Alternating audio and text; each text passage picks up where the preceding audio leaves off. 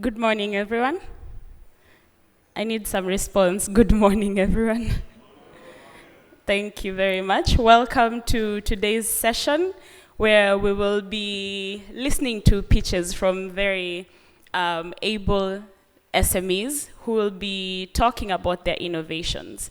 The session today is Scaling Up Africa's Innovations. My name is Itago. I work with Advanced Consulting, and I'll be your host for today. Before I start calling up the SMEs, I wanted to just provide a bit of an anchor for this speech. Welcome to everyone who's joining us right now. And I would like for each of us to take maybe 10 seconds and think, when you hear the word innovation, what immediately comes to mind? I have my colleague with me. She has a microphone just to make sure that we are all awake, and she'll randomly pick people to say words that come to mind when you hear the word innovation. So if the mic is in front of you, say the word innovation. What do you think? Creativity. Creativity.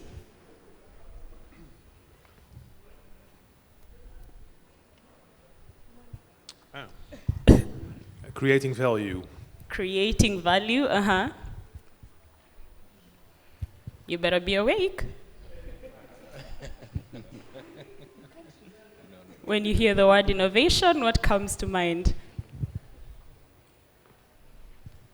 Well, something like research, being creative.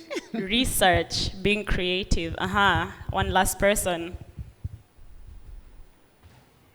Problem solving. Pardon me? Problem solving. Problem solving. Awesome, thank you so much. I hope that was a good shot of adrenaline than the cup of coffee you might have had. So when we hear the word innovation, there are different words that can come to mind. And as I was thinking about this session, I know we have been bombarded by all kinds of statistics. So I promise I will not give any numbers while we are laying the foundation for this session.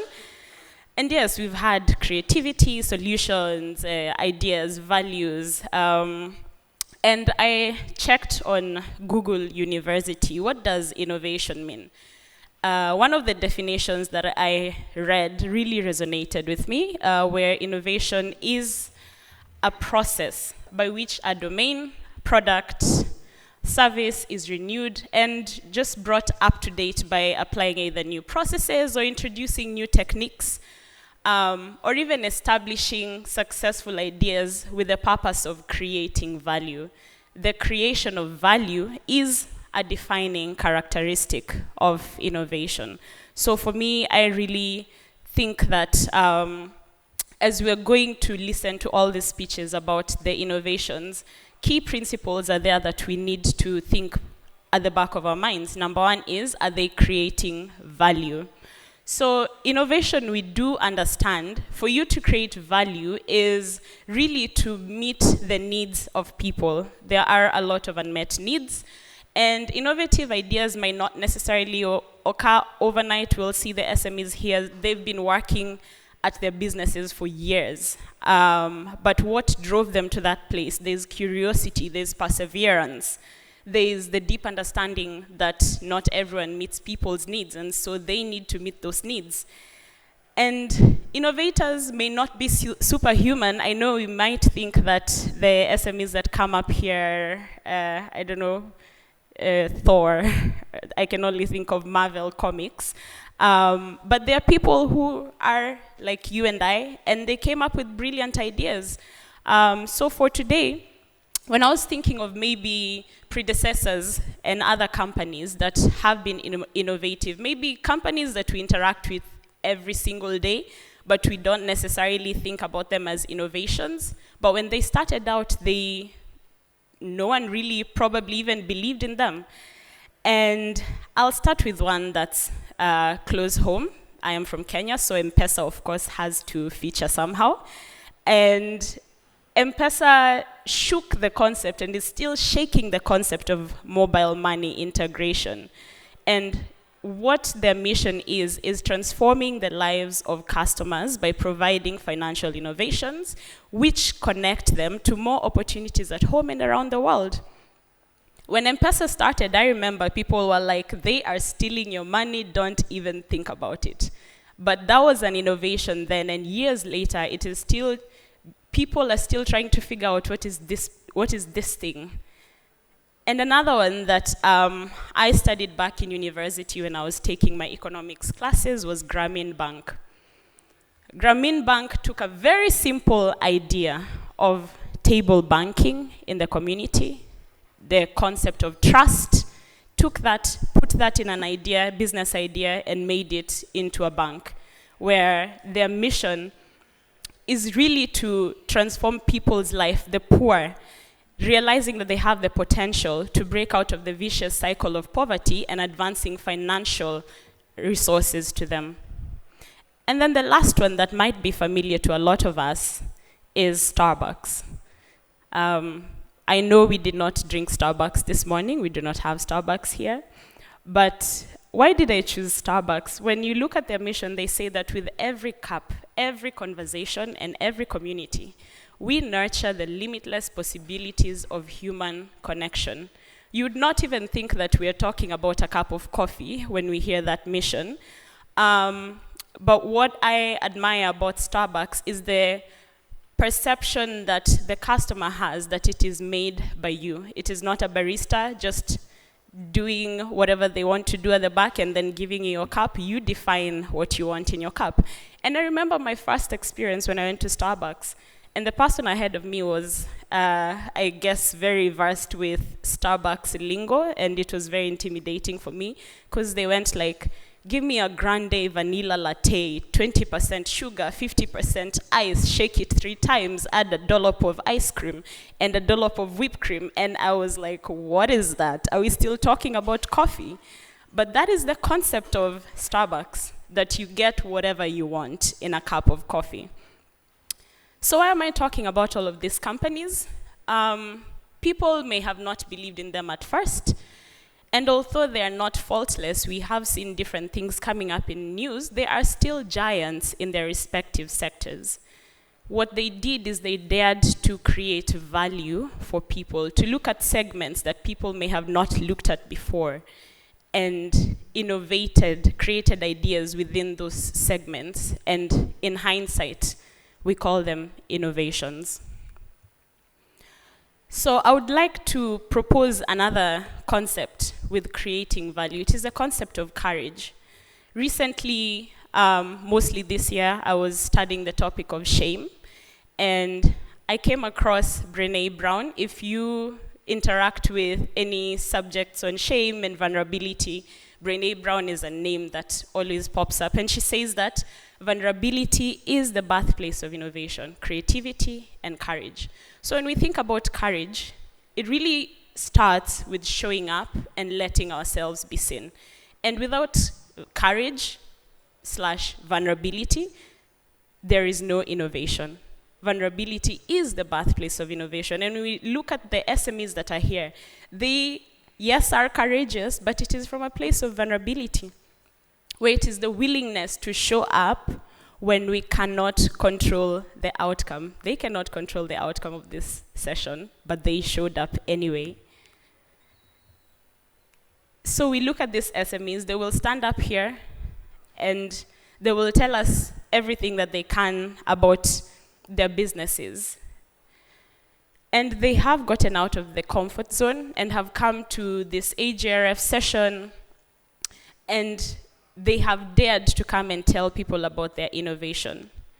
And one of the things that I would really like to underscore is, at the end of this session, we know that for any innovation to scale, there are key things that are critical for that to happen. And one of them is funding. Money, whether we like it or not, is important. And so while they're presenting their businesses up there, we know that there's a lot of challenges on the continent of Africa, the global south, and generally just across the world. And each of them are really working to address a facet of this challenge. They cannot address every single challenge in the world. But at the core of it, they have been vulnerable, they have been courageous, and they are creating value. And they're at a place where they need funding to be able to scale. there's a debate that often comes up. I know I have jollof rice and money, and you're wondering what's happening. If you had an option to either have lunch with Jay-Z or $500,000, which one would you pick? Lunch? Yes? None. Money? Okay. Yes, or whether it's Oprah or Aliko Dangote, whoever they are. Depending on where you're sitting, for an SME, yes, lunch would be nice, but maybe money would be more urgent, you know? So here we are. I know I promised that I won't have any numbers, but sorry, I've seen some numbers in the sessions ahead, and I'm just gonna put them up there, that we know that 40% of the world cannot afford a healthy diet. In 2021, they were not able to afford, and a lot of them are in the global south. And then when you look into the future, Africa will have 2.4 billion people, 25% of the world's population by 2050. So there's a huge task ahead of us to ensure that this 40% decreases not just in the world, but significantly in Africa, and that comes by scaling innovation, that the 2.4 billion people 30 years from now, actually less than 30 years from now, will be able to have adequate nutrition and adequate food and adequate opportunities up the value chain. So I will take us back to the 3 key things that I've spoken about: creating value, vulnerability, and money. We can pause and just look at them. Creating value, vulnerability, and money. So we are here. The SMEs will come up and they will tell us about their businesses. And in the audience, we have investors, donors, funders, government, students. What I would really ask from us is to lend our ears and to listen keenly. Provide feedback to these SMEs. If you have any experience that you think would be great for them to consider, definitely give them that feedback. Ask questions if you would like to understand the business model better. And at the end of each SME pitching, we will have a QR code where we expect that each person will provide feedback via your cell phone. You will scan the code. If your phone is not working, we will give you a paper form where you can quickly provide feedback to each SME and indicate your interest in engaging with them. And lastly, before I call up the SMEs, although I know that this is not Shark Tank, can I dare say, please write that check? Because that is what we will need to double the number of businesses in Africa over the next 10 years. My name is Itago once again. I work with Advanced Consulting, and I will be your host for today. I would like to call up the SMEs to the podium. Thank you.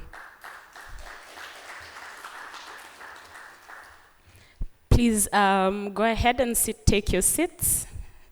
Thank you so much. First up, we will have Ahad from Guave, which is an innovation based here in Tanzania.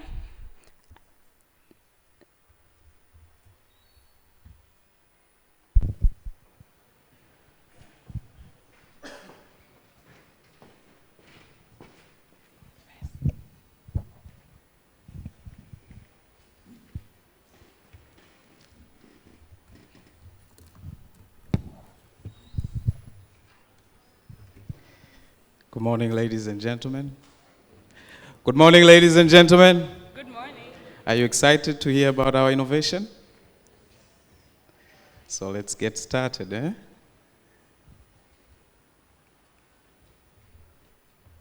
That's Hakika.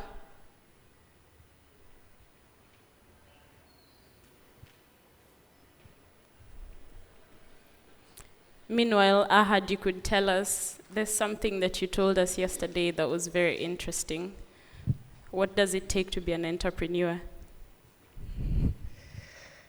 Yeah, it's funny because we were having coffee. So I think you need a mix. you need to think a little bit different, not just out of the box, but you need to think a little bit different.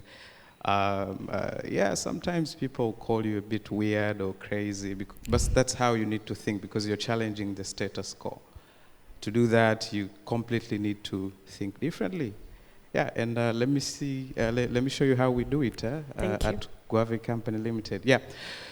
So again, my name's Ahad Katera from Dar es Salaam, Tanzania, from Guave Company Limited, and our innovation goes by the name Hakika.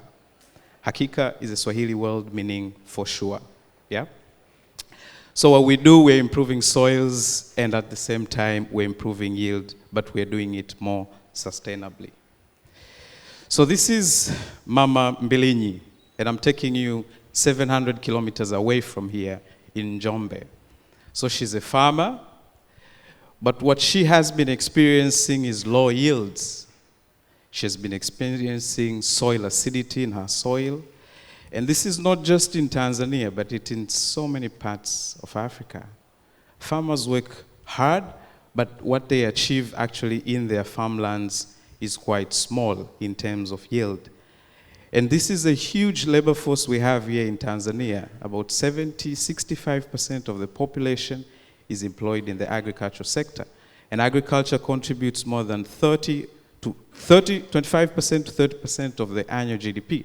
So you can imagine we have a lot of Mama Mbilinyi in Tanzania and other parts of Africa.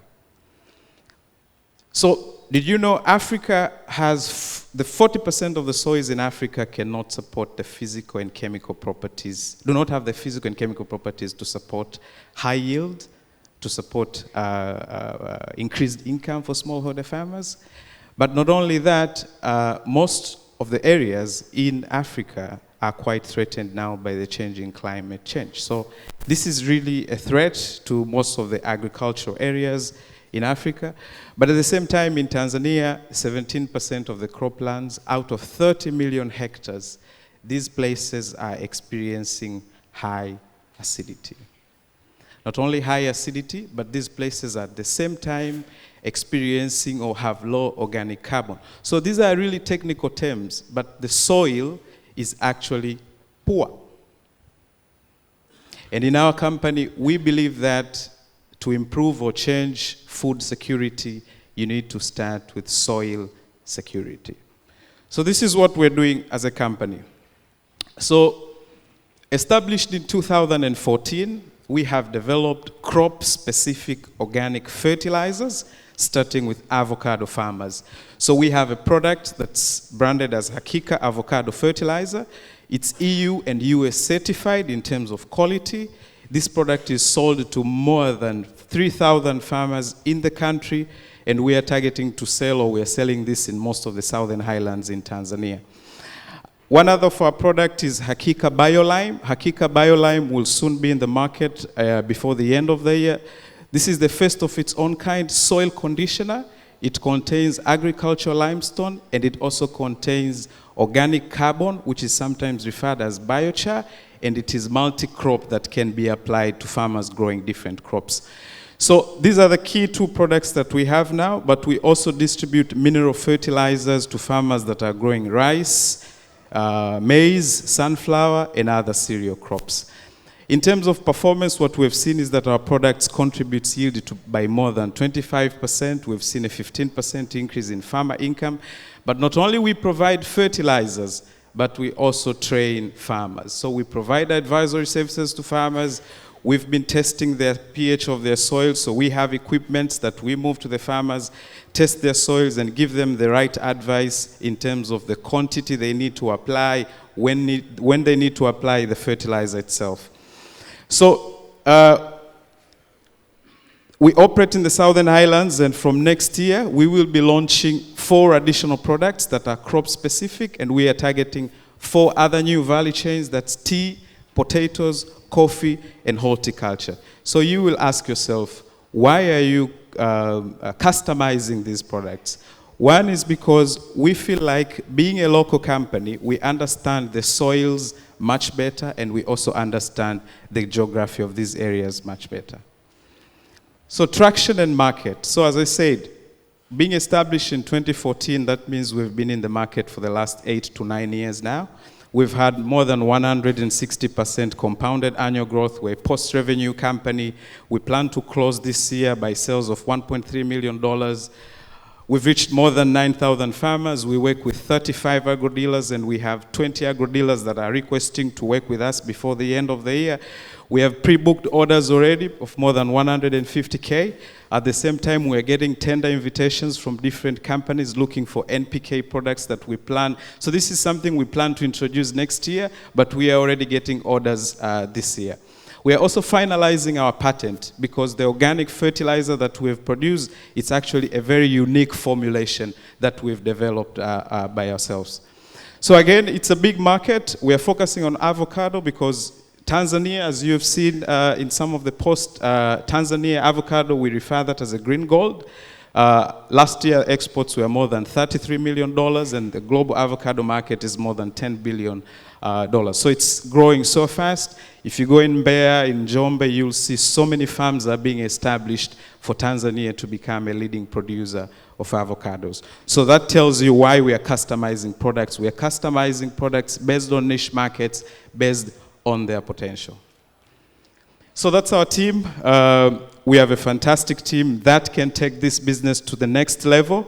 We feel like we now are ready for bringing on board new investors that we can work with to scale our business. So in terms of investment and growth, as I said, last year, for example, we grew by more than 300%, although we've had a compounded annual growth of more than 160%. We're planning to reach a sales of $21 million by 2027. This year, we are targeting a growth of more than 177%. But at the same time, our investment ask is to raise $500,000. And for this investment, we are able to negotiate with investors, whether it's a debt or equity or a concessional loan. But at the same time, we have been able also to onboard one investor. So this is an angel investor group based in the Netherlands and Belgium who have already provided us financing to set up this NPK blending expansion plant. Another important fact to understand about investment ask is that we are based in Bagamoyo. So we already have a plot of land, and we have started construction of our own factory. So we are looking for additional financing to actually complete the first stage construction of the factory. Yeah, so as a wind-up, these are the 3 pillars, and this is what you need to remember about Hakika. Yeah, so how can we help Mama Mbilinyi increase yield and soil quality? So we welcome investors, partners, stakeholders to improve the yield and quality of Mama Mbilinyi. Again, Guave or Hakika, we are locally developing these products, and we're trying to make them climate specific to address the soil issue, at the same time making these products crop specific, which is quite innovative. But we also plan to reach more than 250 smallholder farmers in Tanzania. So we welcome partners, investors to join us in reaching more of Mama Mbilinyi. Thank you so much. Thank you. Testing. Thank you so much. Keep standing, please. Okay. So I will now welcome questions or feedback from the audience.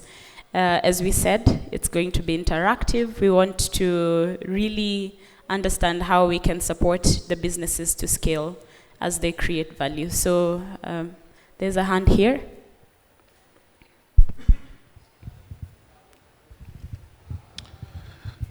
Thank you very much. My name is Robert from Ghana. I work with IDH.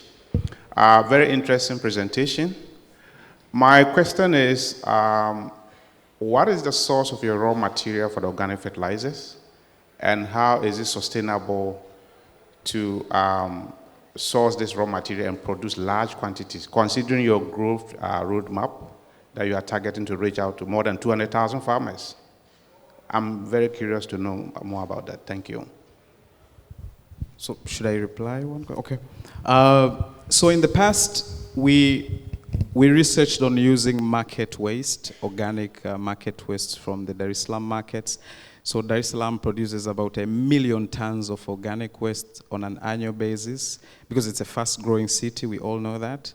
there's a population of about 6 million people here.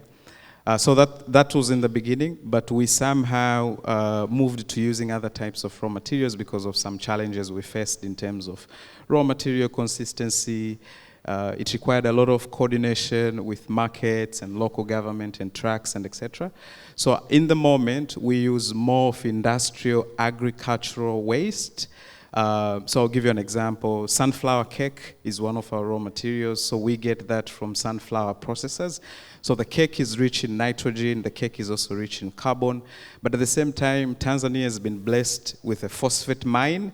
So these are flamingo birds, with deposits of more than 100 or 1,000 years ago. So Minjingu Mines fertilizer, this does supply us with organic phosphate, which we use it as a raw material. So these deposits are quite huge in terms of volume. Another raw material that we use is also locally available agricultural limestone as a source of calcium for our organic fertilizer products. So these are at least an example of raw materials. And biochar as well, so we also use biochar. That's hugely and massively available in the country. But we already have a list of raw materials, and we do this also from an R&D perspective.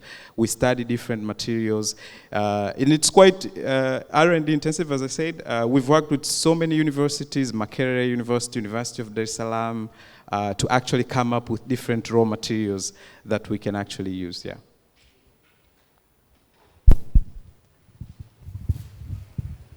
Hello. I think I might have the same question. You mentioned, I think it's the BioLime formulation. This is the one with the organic fertilizer. Where do you source the feedstock for the biochar? So we work with, it's a briquette company. They produce briquettes, and in the process, they have a pyrolysis process where we actually get the biochar from them, and then it comes all the way to our factory, and we use that for processing. Yeah. So in terms of feedstock and raw materials, we are quite confident we have enough to scale our business in terms of availability. Good morning. My name is Hans Perk, Oiko Credit. Thanks for the presentation. I have actually maybe one tip and one question. So the tip is actually lunch or money. And I think you still have to decide what kind of lunch or money you want. So not every lunch goes. So I would actually say you have to be very specific on what you want. And the other, but that's a tip, you can do with it whatever you want. The question is, there are other companies in the region who have developed site-specific or crop-specific fertilizers. I would like to understand, what did you learn from these companies, and how is your approach different from what they are doing? Thanks. So, lunch or money. So with money, I think to be more specific, our first priority is actually to obtain a concessional loan. Agriculture is a seasonal business, unlike in other countries. So for example, in Thailand and Vietnam, rice is grown in 3 seasons. So you can actually see they're among the world's largest producers of rice, and it's because of the developed irrigation, and that makes a fertilizer company would have much more sales compared to here in Tanzania, where rice is only grown in 1 season. So a concessional loan would actually work for us in terms of priority, because that also gives us room to actually see that capital really maximizing over a certain period of time. Maybe after that would be a convertible debt as well. Equity would probably be something we can, of course, still have a conversation, but those two are on top of our priorities. Crop-specific fertilizers, it's a trend, it's coming up. We've seen also that in Southeast Asia. We think as a company, so for example, let me take a small case study of potatoes. In Njombe, in Mbeya as well, this is something that farmers are, Irish potatoes, more and more farmers are growing potatoes, and it's really making good money actually. Last year, farmers made a lot of money out of growing potatoes. But I think the only way they can now increase their profitability is when they have nutrient use efficiency. Because when we did a small study, we found out that they were using some unnecessary fertilizers, so they were spending actually more and earning less, apart from the hard work they are doing, like Mama Mbelini. So we think we will be able to actually lower down the cost for the farmers if we can actually develop these fertilizer blends. That's number one. Number two, environmental-wise, it is also safe because you're actually providing the soil or a particular crop nutrients that are required. Otherwise, the unnecessary nutrients will just be washed away, and creating some environmental effect. So there's also an advantage environmental-wise and also a cost-wise for a smallholder farmer. Yeah. Okay. Yeah, we'll take two more. My name is Geoffrey from Nairobi. I would want to know, before you develop your crop-specific fertilizers, do you have a soil correction program, an entire regional soil correction program, and how do you roll out your advisory services? So this is what we do. When we go to a region, we first try to understand if there's available data within the region itself. Some regions or some districts, yes, they have, or they were supported by some donor programs or NGOs that did the soil testing, and they are kind enough to give us that information, but we'll need to verify, with by setting up demonstrations and etc. But that's number one. Number two, we try, as well as I said, setting up demonstrations or trials, and so we do them both. Some of them are academic, some of them are, for example, we work with Sokoine University of Agriculture. In the last 3 years, we set up almost 200 demonstrations in the country. So at least, working with the universities and very strong research partners does provide us more insights into the soil. But internally, we've also purchased a few equipments, mobile equipment, so our sales agronomists, they actually move to the farmers and they analyze the soils and actually provide them more advice. But it's an area that we are also, it's also budgeted in our investment plan in 2025, not 2024, to actually buy or purchase more advanced soil equipments and fertilizer testing equipments as we scale the business. Good morning. I see many farmers in the Southern Highlands, they have a problem with planning ahead, for example, with applying lime. So how do you consolidate that with the fact that you use calcium carbonate, I think, in your formulation? Can you repeat the question, please? I said a lot of farmers in the Southern Highland, they have a problem with planning ahead when it comes to applying lime. So how do you consolidate, how do you mitigate that, so do I say, farmer education, and with the fact that you use calcium carbonate in your formulation? Well, if you look at what's being recommended by researchers in terms of lime application, to be honest, it's a bit expensive because it requires, in some cases, even more than 1 ton, 2 tons or 3 tons per acre. But what we're trying to do is to develop a program rather than a product. A program would actually, and this is something that we create awareness and we actually train farmers. A program is different because you actually tell the farmer, this season you need to apply X kilograms, the next season you need to apply X kilograms. And we try to do it also more economically, just to try and see there's a cost benefit in terms of the cost of the product and the outcome that the farmer may expect to get. Yeah, thank you. Thank you very much, Ahad. Let's give him a round of applause. You may have your seat. So on the screen, I would like for us to take just a quick 1.5 minutes to scan that code. If your phone is not scanning, you can just stand up and scan it. And while we do that, we can have some mood music for 1.5 minutes. Please do fill in that form. I'm giving us a bit of time. If your scanner is not working, we have some paper forms also that my colleague is holding and just walk at the back. So I see there's a request for a paper form. The company again is Hakika Guave.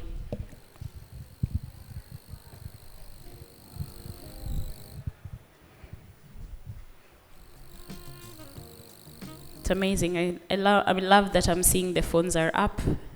I hope the scanners are working. If not, we have paper forms.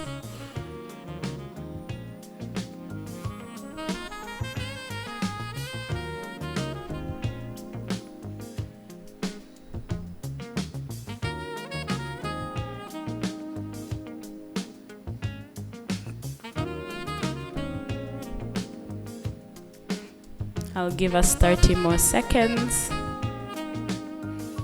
There's a request for a paper form towards my left on that side.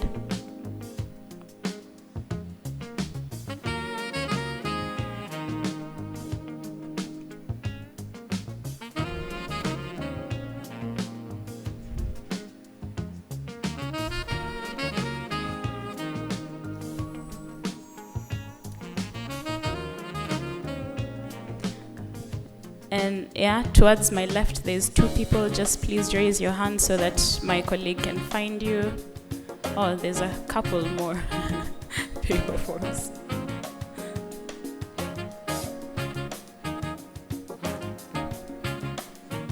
Maybe the internet might not be working, so it's not loading. The name of the company is not there. Okay, we will check that, but maybe you can note it on the form.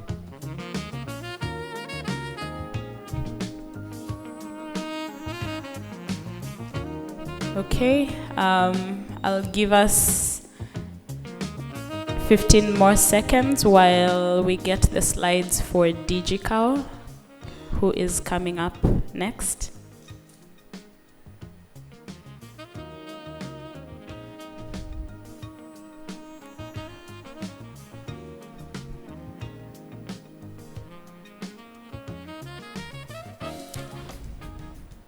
Thank you. So next up we have Jemima from DigiCow. You have 5 minutes and then we'll have 10 minutes of questions. Good morning. I am not from Haifa. The t-shirt should not confuse you, but I am one of their beneficiaries. And today is that day where we had to dress up like twins here.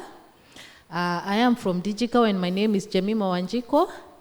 And I'm surprised that I've been given 5 minutes. Hakika didn't get that, so I'm pleading for an extension. So we are a Kenyan company. We began operation in 2016 with just 10 farmers, and I'll give a short story of where we began.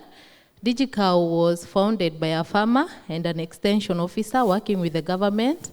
And when she began her own farm, there were gaps. Every other weekend when she went home to check on the cows, there wasn't any data to show for it. What was the production, scanty records, etc. And so she thought, what can I do to assist my farm and to also assist other farmers? And that is where DigiCow was born from. We've grown from just 10 farmers to 198,000, whom we work with on a monthly basis.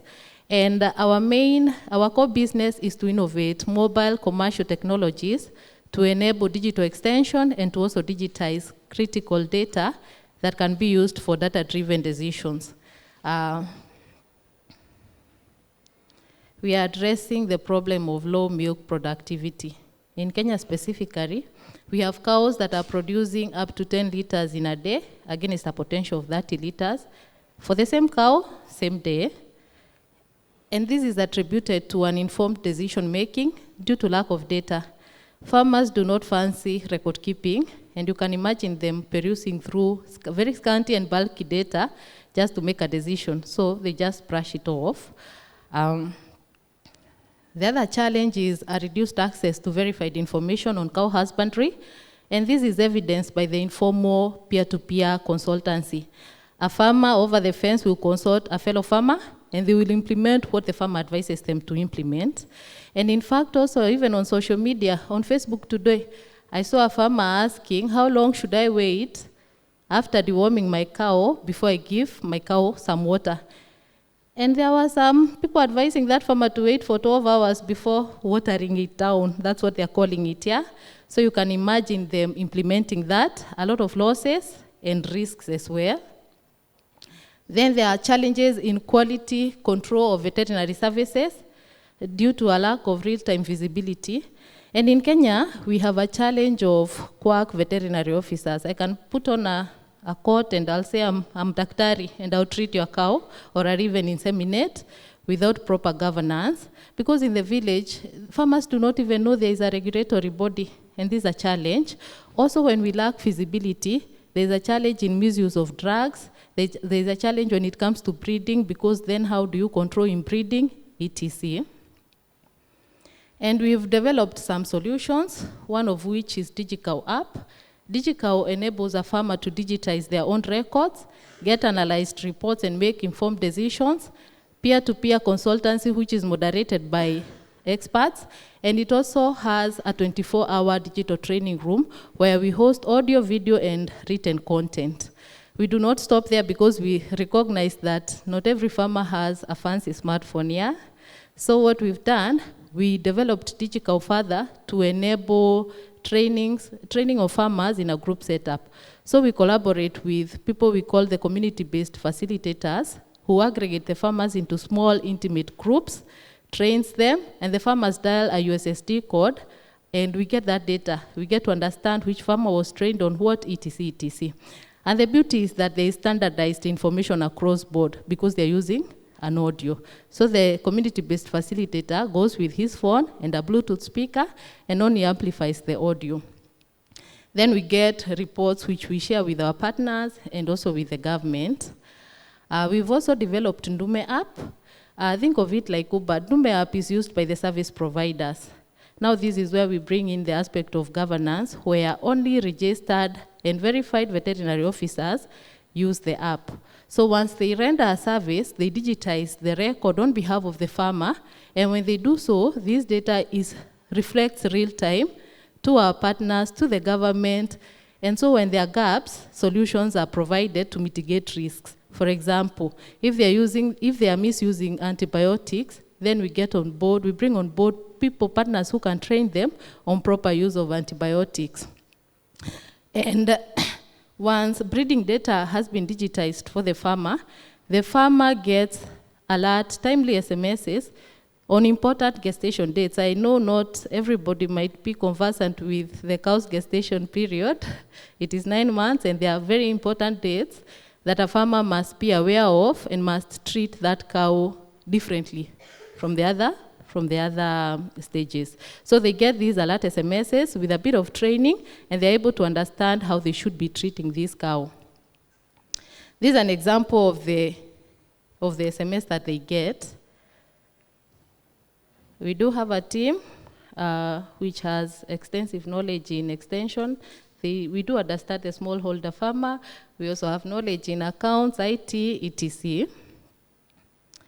And we've grown, as I stated, from 10 farmers to 198,000. And we are very impactful.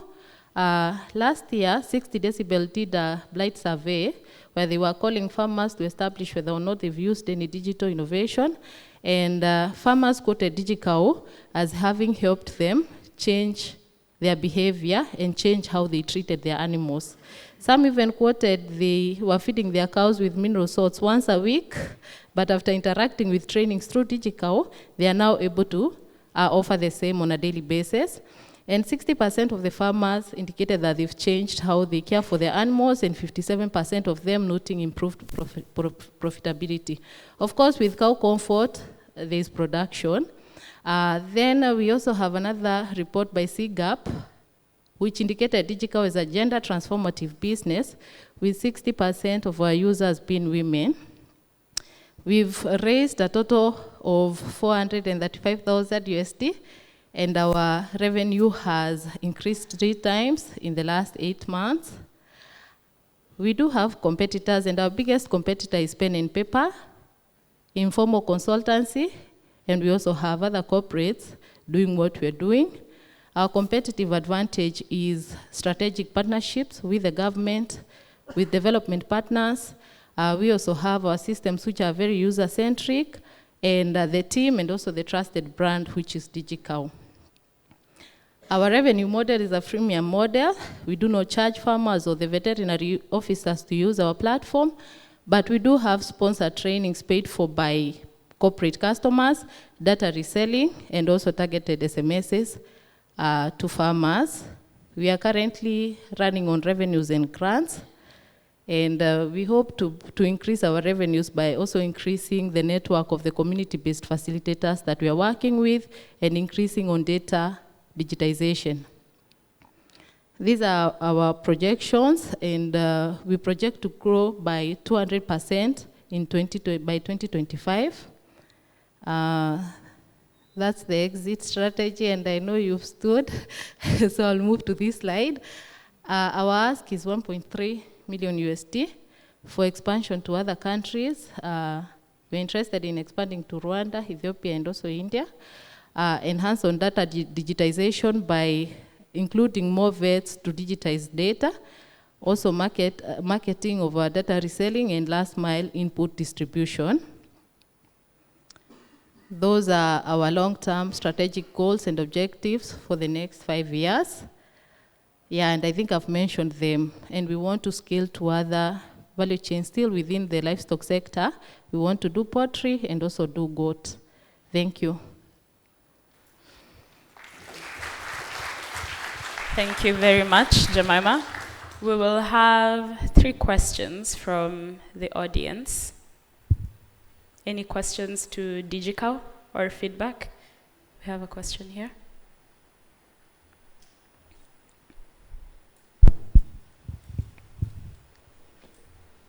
Yeah, thank you.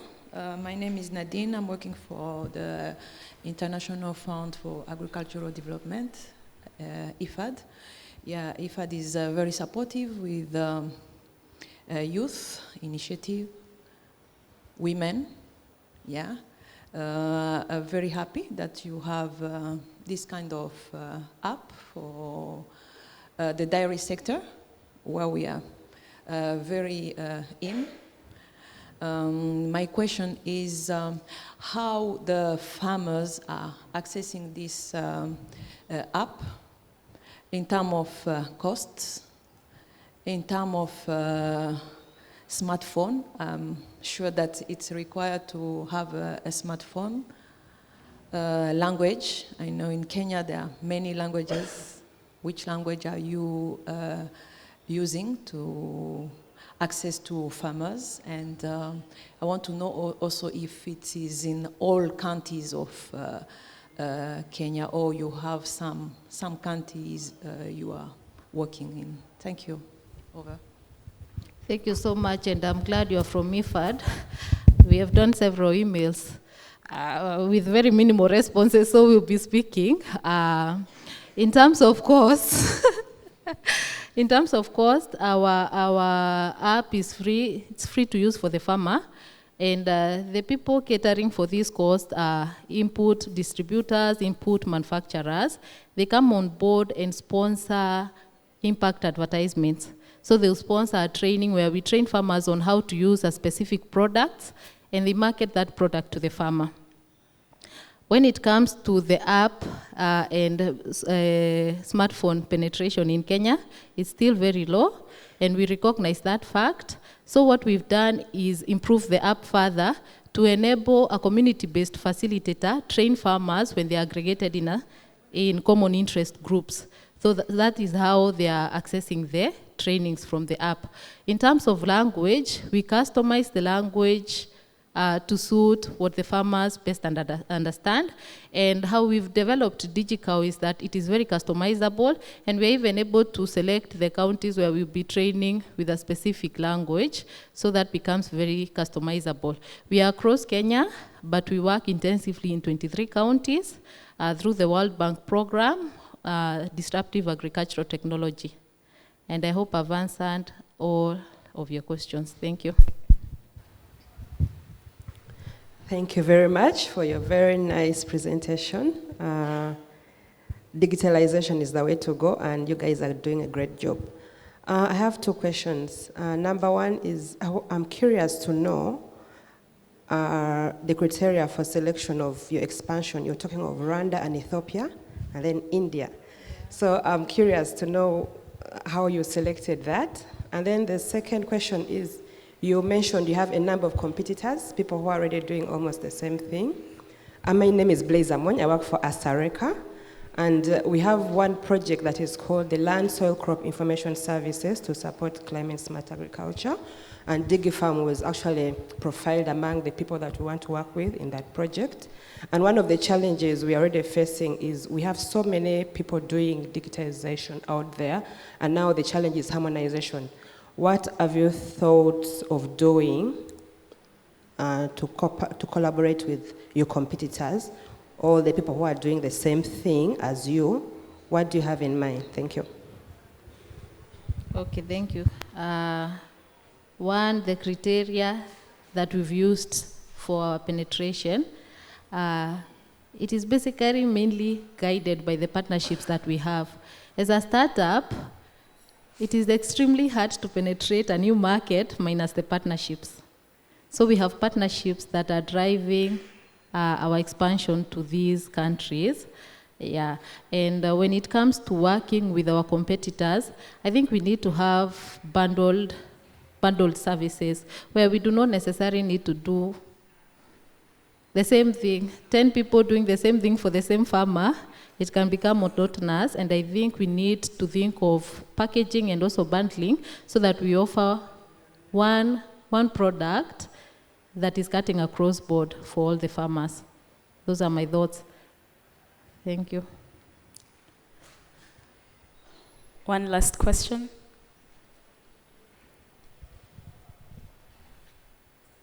Meanwhile, we can have the QR code coming up on the screen. You will select DigiCow as the SME.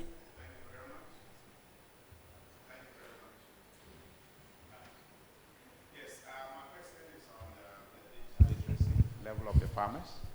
I think you did mention that you do the messaging in local languages, and so that solved the problem partly. But I'm still curious to know, how do you know these farmers decode and interpret your message correctly and apply them for impact?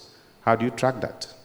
We have a similar program in Ghana where we are training and supporting farmers on digital solutions, on grain supply chain, and we have problems of digital literacy, decoding and applying the solution accurately and getting the desired results. So I'm curious to know how you are succeeding. I mean, from 10 farmers to 198 farmers, that is remarkable results and progress. Thank you. Okay, thank you. Internally, as DigiCow, we do have a quality assurance department where on a daily basis we are surveying to understand, are these farmers understanding what we are training them on, are they implementing, and are they getting results? That is one. Also, we have partners, for example, Mercycorps AgriFin, which also do random surveys to establish our impact and our work on the ground. Then we also work closely with the county governments, even as low as the ward level, for impact survey and also monitoring and evaluation. Also working with you cannot fully go digital when it comes to agriculture. It has to be hybrid. So working with these young people who are training the farmers also assist us in tracking impact. And they are very key when it comes to adoption and also distribution of inputs whenever a farmer needs them. Yeah.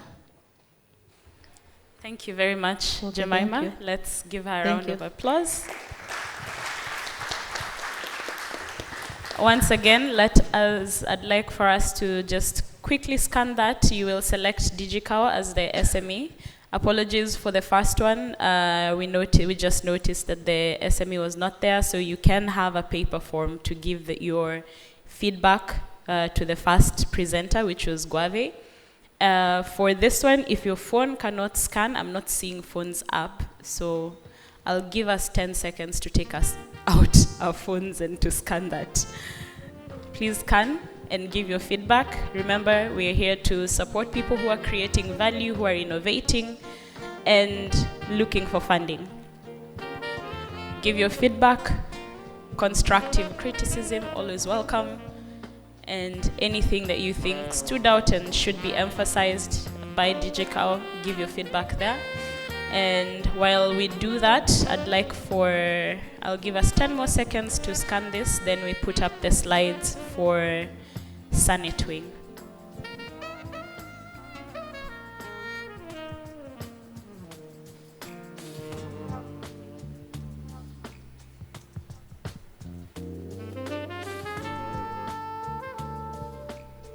If you need a paper form, just put up your hand and my colleague will bring the form to you.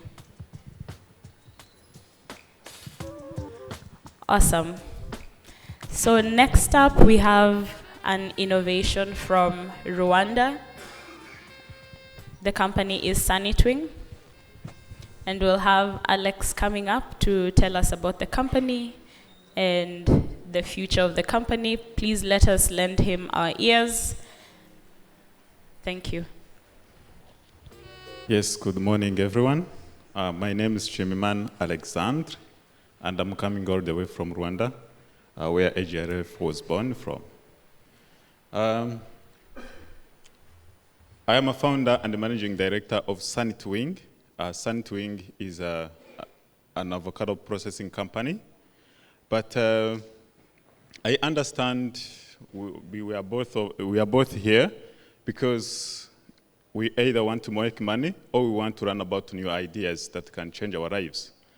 And when you Google SUNET-WING, you will see a lot of stories. And the stories that are very innovative, stories that are life-changing, and the stories that are empathy. Because I'm a village boy, can you imagine any African community, any African rural community, imagine of anyone who just graduated, has no connection at all.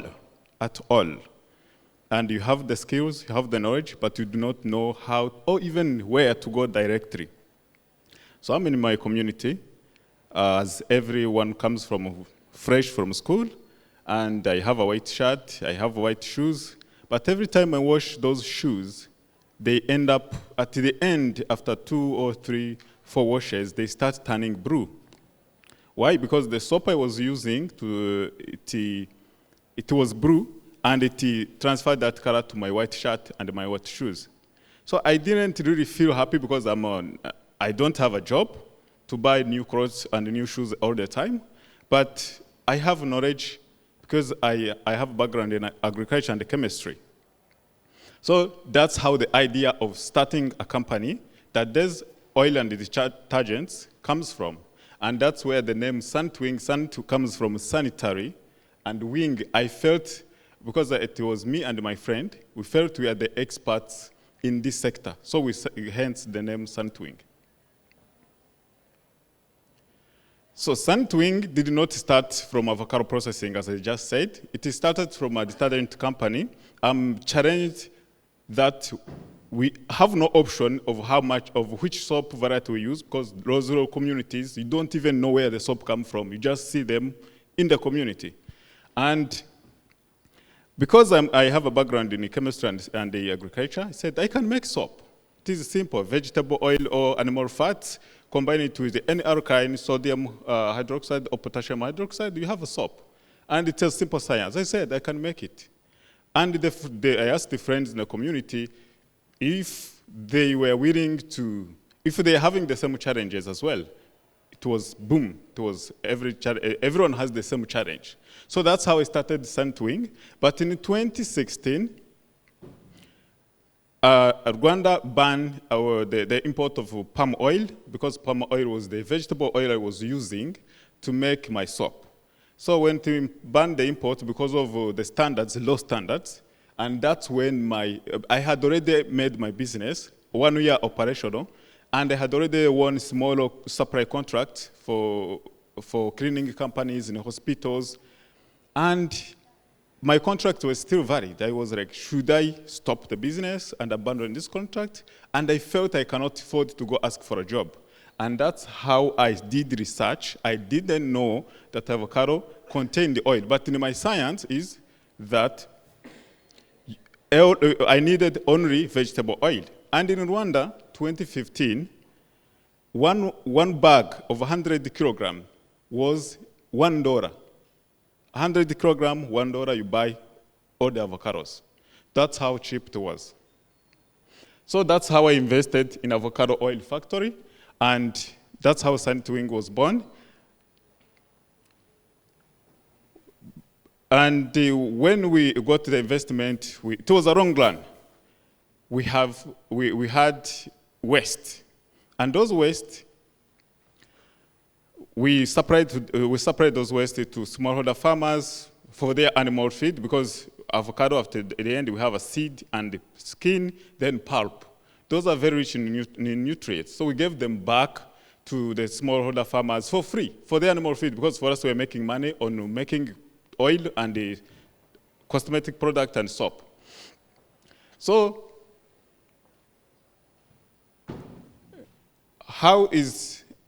why is this the new opportunity to me? Recently, I raised $1 million to scale up the oil factory, but I hit a very big wall of waste, producing around 2 million kilograms of waste every year, and the farmers cannot consume all of that at once because it involves a lot of logistics. And when I looked into African market, I realized that the poultry and animal feed are very expensive. That's why chicken and meat today are very, very high-end and very expensive. Well, with my background in agriculture and chemistry, I said, making animal feed is something basically you run in secondary school. And I said, I did my own formulation with a team of experts whom we graduated together some time back, and we've created our own formula based also on the farmer feedback that we had. Those farmers had also given the feeds for free. And we realized that we can make a feed that is less expensive, less expensive 40%, and of course the market is big because everyone needs animal feed nowadays.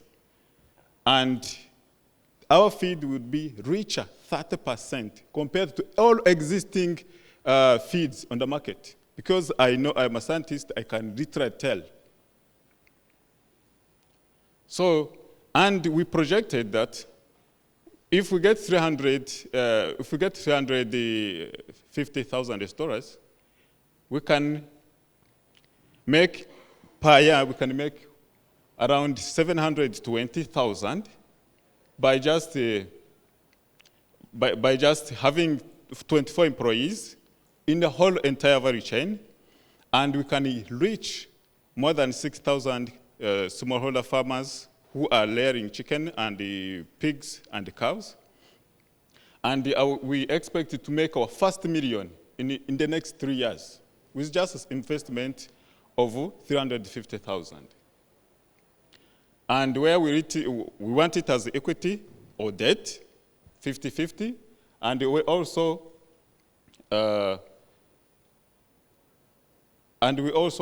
we shall have the capacity to process 15 tons per day of animal feed. And we are ready. We have a warehouse empty to enroll those new machines because we are investing in machines. And anything we import, we don't need to pay any import tax because it's cleared. I'm an investor in Rwanda. And this company, oil company, is ready to supply all the waste to the new to this new feed company at only 0.15 cents per kilo. So join me on board and let's create wealth through avocado value chain. Thank you. Thank you very much, Alex. We will take 3 questions from the audience.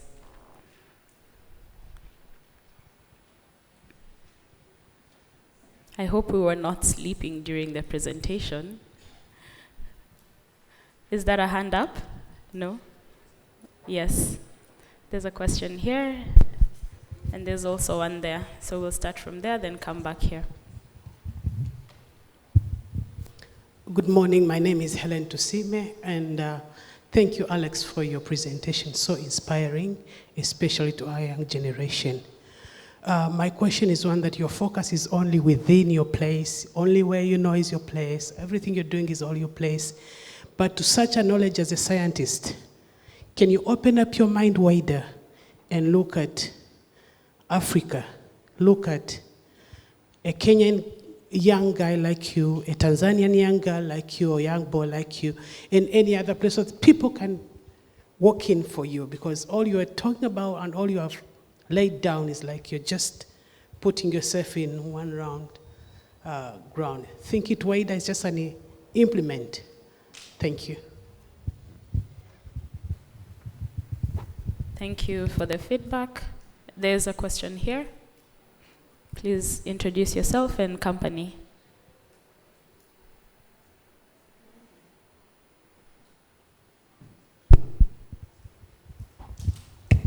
Yeah, thank you very much. I think my name is Kiza Annette.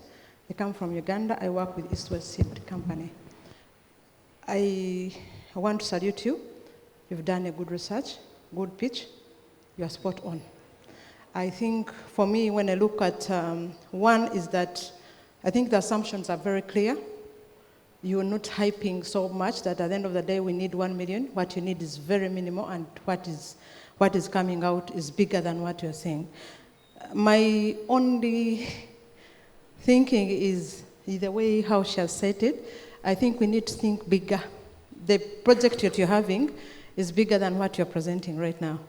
Can we think of expanding it to other places? Can you think of inclusiveness? What about other places apart from Rwanda? Because Rwanda, when you look at the population and when you look at the land, I think you have more opportunities ahead. Thank you. Yeah, thank you. I love starting small. If I said my story, I started small. Actually, I started my business with only $70.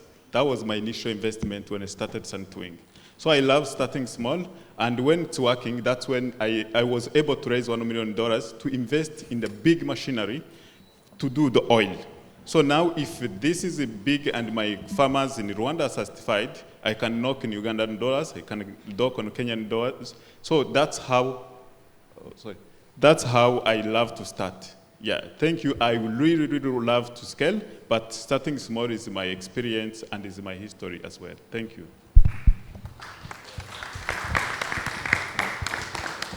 Yeah, we have another question. Yeah, thanks a lot for the presentation. New insights for me. And I was just trying to understand how you organize the supply chain. And so we are talking about food security in this forum, and there's a growing population, and I imagine that farmers are not producing to get their product to waste. So is there going to be a pressure on this, on your model, where farmers are actually improving quality, get better access to markets, and there will be actually less waste in the future? I didn't catch the question very well. How do I organize what? That was not what was clear. Yeah, so I understand that your factory for the oil and later on for the feed factory is actually based on waste. If I didn't, maybe I got it wrong, but avocados who are not right for the market, for consumption, will go for oil extraction and then to feed. Okay. And my assumption is that farmers hopefully will improve on quality, supply chains will improve in the future because we have a growing population. And will you then be out of business? So how it works is that the oil factory is big, and it caters for the whole country. So it takes care of farming and farmers, the oil factory. And this one, we have waste. And this waste is very, very nutritious to animals, because only what we extract is oil, but we do not extract the rest of the elements. So this feeds the feed company, where we parrot and add in more nutrients like calcium, we increase the calcium and protein, only just to match the requirements of a competitive feed. So that's how we channel it. Yes, one quick one. Thank you very much. I'm very impressed with your pitch. Name and company? Sorry. My name is Juma Bakila. I'm a local investor. I invest in the Cordova City at the airport for perishable avocado, meat, and flour. So I'm very impressed with your presentation. And I know Luanda is not a big country like Tanzania. And I agree with the gentleman. He talked about supply chain. So do you have any plan to invest in Tanzania? Probably I can invest in your company, if you don't mind. Come again? Do you have Lunch a plan or money? to set a branch in Tanzania, especially in Njombe? I can invest to your company as well? Yes, yes. Yeah. Thank you for that. Thank you so much, Alex. Let's give him a round of applause. Please put the QR code up. Please put the QR code up so that we can quickly, in 20 seconds, just scan that on your phone. Let's give some feedback. At the end of this AGRF forum, we do give the SMEs the feedback that you as the audience, investors, donors, government, we give them that feedback. So it is important what you're doing right now. You will select Sanit Wing, S-A-N-I-T, Wing. It's one of the companies there. So please scan it. If your phone scanner is not working, we have forms. They're finished. We have 3 forms.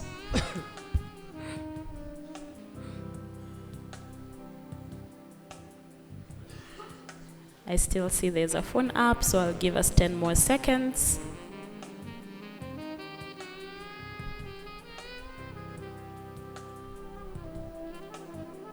Again, the company is Sanitwing. Your feedback is very important. We want to support them as they're scaling their innovations, so feedback is appreciated. If you do want to have a meeting with them after this AGRF or during, put it in the feedback form. Awesome. So we will move on to the next presenter, KSC. We have Thibaut. Hi everyone, I'm Thibaut Mallet de Chauny, and today I'm here to introduce you to our universal first and last mile e-mobility solution, connecting small-scale farmers to market and making sure we don't leave any of them behind. So this is our team that we've set up in Western Kenya, Kisii, where we founded the company with my co-founder, Jimmy Akindele, is over there in the audience. What's the challenge that we're trying to tackle? The lack of access from small-scale farmers to market and vice versa. And this is mainly due to poor infrastructure, the lack of means from small-scale farmers to bring their produce to market, and the fragmentation causing the market, making it very difficult for the market to come to them. So the solution we've developed is universal, addressing everyone, first and last mile e-mobility platform to power sub-Saharan rural development. It's first an integrated mobility solution, locally managed, with 3 components: a hub, agri-hub we call it, trikes, Africanized trikes, and refurbishable batteries. The hub is a focal point for the value chain. It's where we actually recharge the batteries with solar and where we build capacity for the local mechanics and local technicians. The trikes have been Africanized over iterations to accommodate the local geography and the demand. And the batteries are refurbishable for lower cost per cycle. So we extend the life of the batteries and therefore reduce the cost of amortizing these batteries per cycle.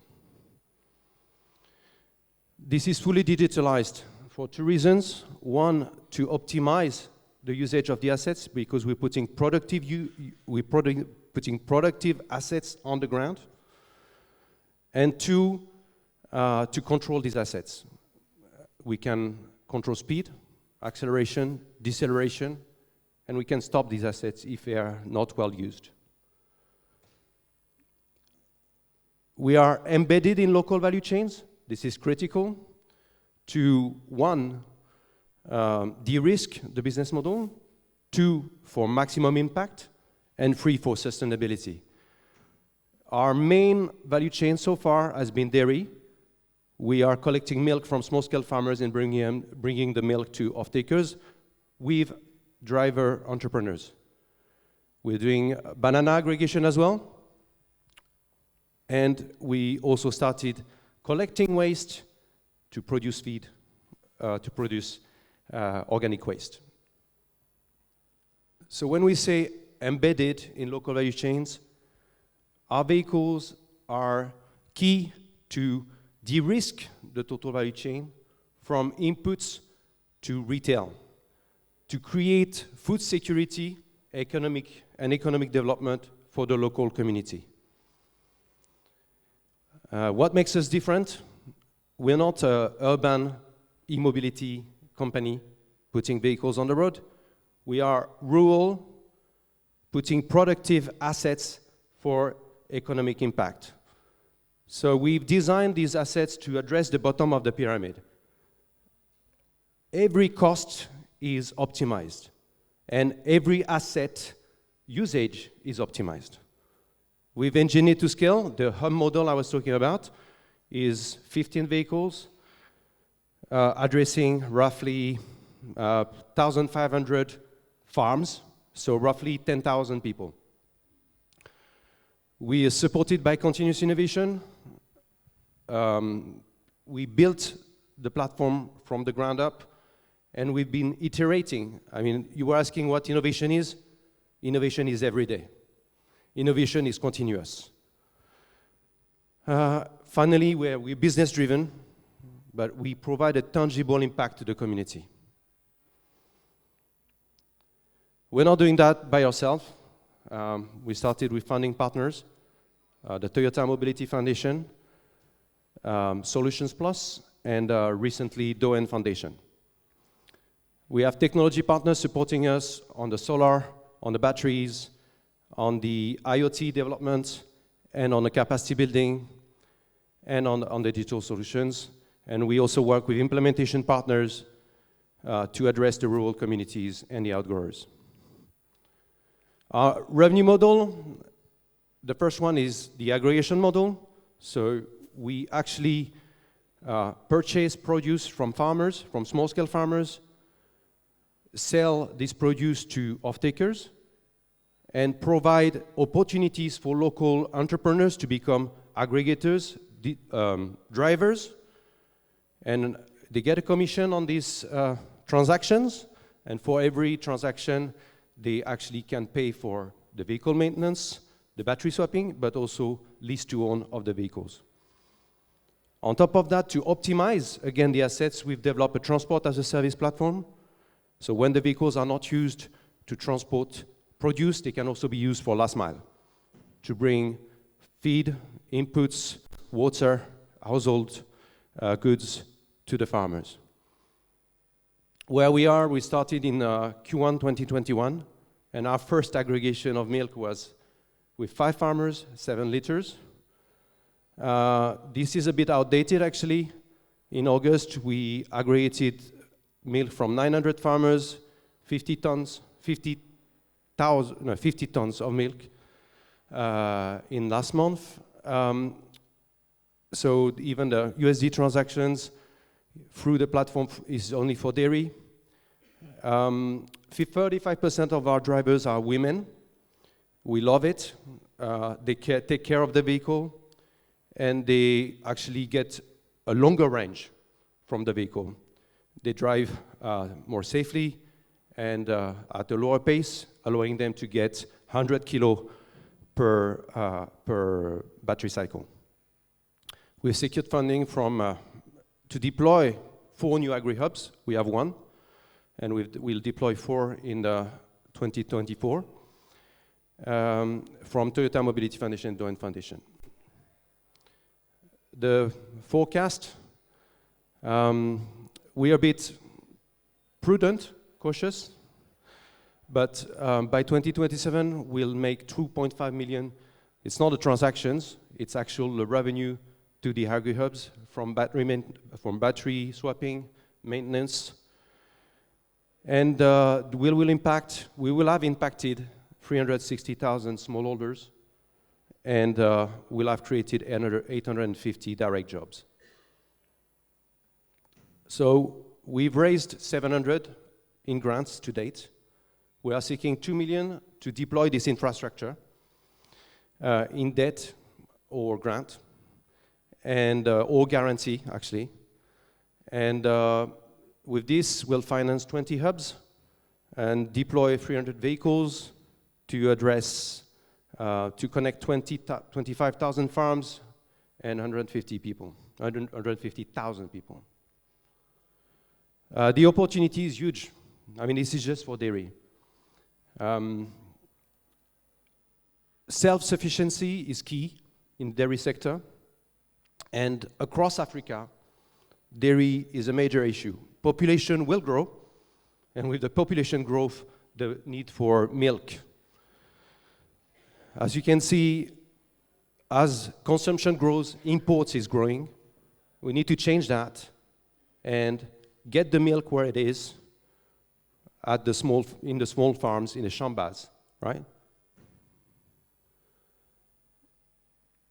This is all from me. I'm again Thibaut Mallet de Cheny.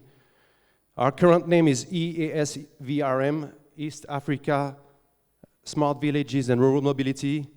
We are currently rebranding it because it doesn't speak to anyone. We are rebranding it to Songa Mobility, but it's work in progress, so not ready for today. Thank you. Thank you very much, Thibaut. So unfortunately, there is another session that's at 11. Sorry. I thought it was at 11:30.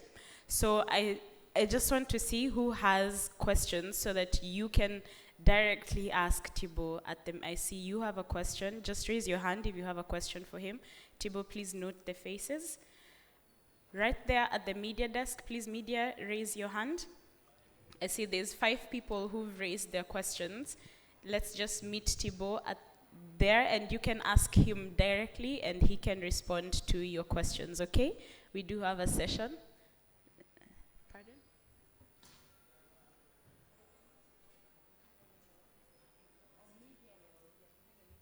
Behind the media wall, apologies. So as we leave here, you can follow me and Thibaut, and I will lead you to the media wall.